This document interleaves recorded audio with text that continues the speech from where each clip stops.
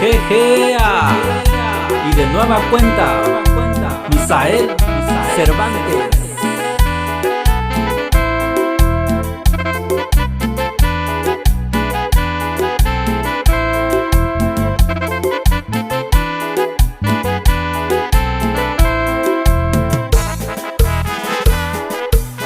A pesar de las distancias, la gente es parecida en todos lados.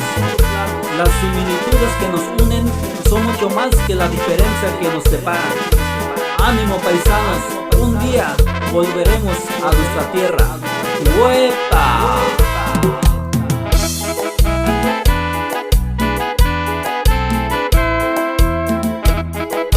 Y con mucho cariño, allá para Fabián López, que radica en Santa María, California.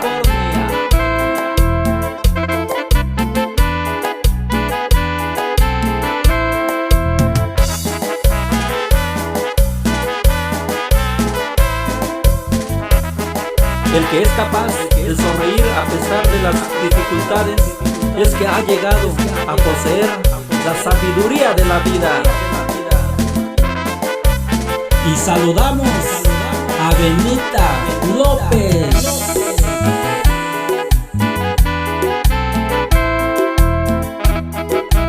Los momentos difíciles hacen que las personas comunes hagan cosas extraordinarias. Nada es imposible. Lo imposible solo tarda un poco más. Solo hay que soñar, creer y crear. Déjame decirte que tú puedes. Oye,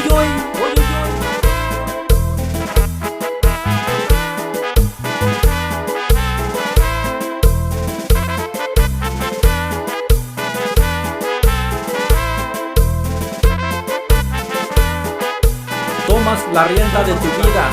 De una vez quítate las excusas y comienza a vivir la vida que quieres, no la que te tocó.